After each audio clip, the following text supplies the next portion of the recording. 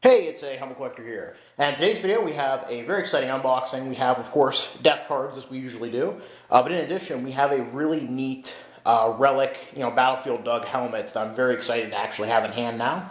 So without further ado, we'll get started here. First one, I'm not really sure. I've ordered so many death cards lately, I really don't know what's in these packages specifically, so we're going to find out together. Alright, looks like there's some paperwork from the seller there. About feedback and things. Let me just. So here we have a nice 4-panel death card on the inside. Johann Greimel, fighter in infantry regiment, wounded on June 9th, killed June 14th, 1940, at a field hospital. This is a nice early war card. I don't have a lot of early war stuff, so appreciate having that. Move on to the next package here. Hopefully this one's a little easier to open. You might have noticed I'm using a different knife than normal today. The other one is at my new house, so I had to improvise. This pocket knife was actually my great-grandfather's, though, so that's kind of neat.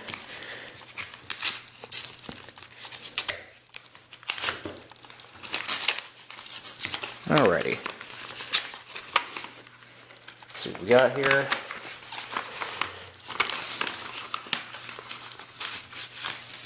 Yes, so this is a cool card. This is a really cool card. This is a World War I card, which I don't have a lot of, for George Blank, soldier in Bavarian, the 7th Bavarian Chevalier Regiment, which is cavalry. And apparently, because cavalry didn't see a lot of action later in the war, he was also assigned to or with the 13th Bavarian Infantry Regiment.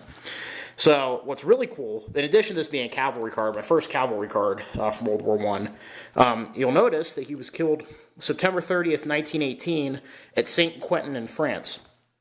Now, St. Quentin is a name, for those of you in my generation at least, who remember when Battlefield 1 came out, there's a map called St. Quentin Scar, which very much features many of my memories. I'll have to put a picture of it up on screen now.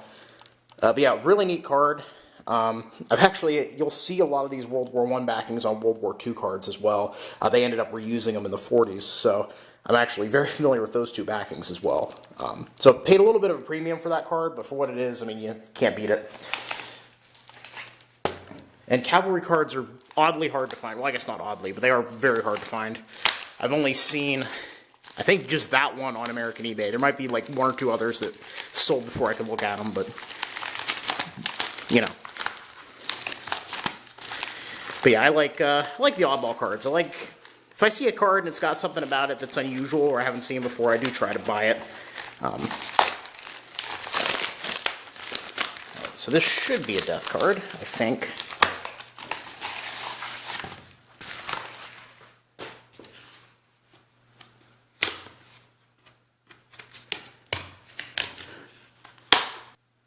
Alright, so I had to cut that part because the sellers put a sticker with their store on the card there. And, yeah, so anyway, always nice to have sellers' cards and things. But this is a death card for 4-panel death card. Very plain outside there. This is a card for Karl Schweitler, a fighter in a heavy artillery regiment, who was killed on February 9th, 1943 at the age of 35 during the heavy fighting in Novorossiysk. Yeah, that. I bought this card because we have here a very stylized runic design on it. Now you'll notice, I've noticed this on a few cards actually, that most cards have a lot of prayers, a lot of, saints and things like that. This card, all we have is the 1939 version of the Iron Cross and a rune. So it's safe to say that Carl, or perhaps his family, were not very religious. So it'll be interesting to do research on that. So that's the death cards for today. So now we'll move on to the larger package, which I'm sure piqued your interest. So I found this helmet on eBay, and ended up paying For a relic helmet, it might be a tad steep, but you'll see why in a minute. want to talk about it further. It's in pretty solid shape, actually. Apparently, the lot, he had photos of the lot number and things.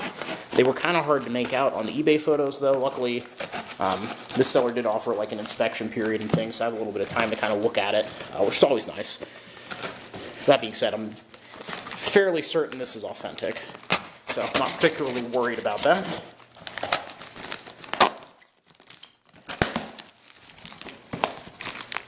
Alright.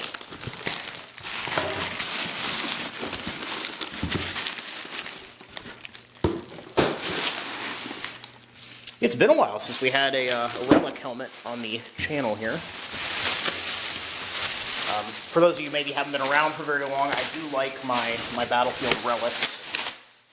You know, it's kind of neat being able to tie a piece to a particular area or battlefield or things. Now, obviously, of course, that's just the story that comes with the item, so, you know, always got to take it with a bit of a grain of salt. But this particular helmet was supposedly dug up somewhere in Serbia.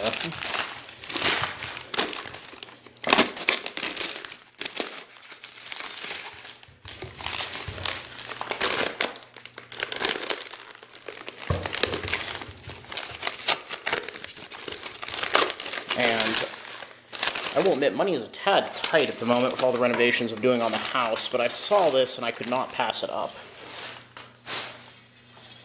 Alright, so we have a actually very solid for a relic helmet here, and this is why I ended up buying this. So you can see here we have the remnants of a shield, and on the left side here, absolutely nothing. So this is a single decal helmet, and what's interesting about single decal helmets, the regular German army, if it was a single decal, would be on the left side over here, where there is nothing. So the fact that this is a single decal on the right side of the helmet, this is probably actually an SS helmet, which they're very expensive, as you know. So the seller, when he listed this one, didn't have anything mentioned about the SS. He just said it was a single decal helmet. So I was looking at it, and then on the inside here, if I can get them to show up on camera, there's remains of a number there, maybe 405 or something. And then there's another right there. Those probably aren't coming out very well on camera, but I'm going to check those against the database too, just to verify. Because from looking at the photos online, I was able to kind of like partially, based off the handful of numbers I had, it looked like it was in the range for single decal SS. But yeah, I'm going to take my jeweler's loop to that, really examine it, make sure I have the right numbers and everything, and I'll post something down in the comments below. But yeah, obviously, helmet itself, you know, the liner is gone. You have a very heavy shrapnel hit on the inside there, and actually this very large gash across the top of the helmet. It's probably safe to assume this is a KIA helmet, just because of the angle that shrapnel would have had to come in at to dent out the top of the helmet there. Of course, it is obviously possible that that happened after this was already lying on the ground somewhere, though that seems, again, a tad unlikely. Yeah, I do hate kind of like making too many assumptions with relics, but it's, you know, sometimes it's part of telling the story. So yeah, obviously can't confirm that, but that would be my guess. But yeah, so really cool. Glad to have this in hand. Looking forward to doing the research on it.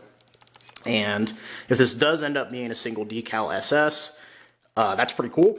And I got a good deal on it. And if it's not, it's still a solid ground dug helmet with some neat history. So pretty happy either way.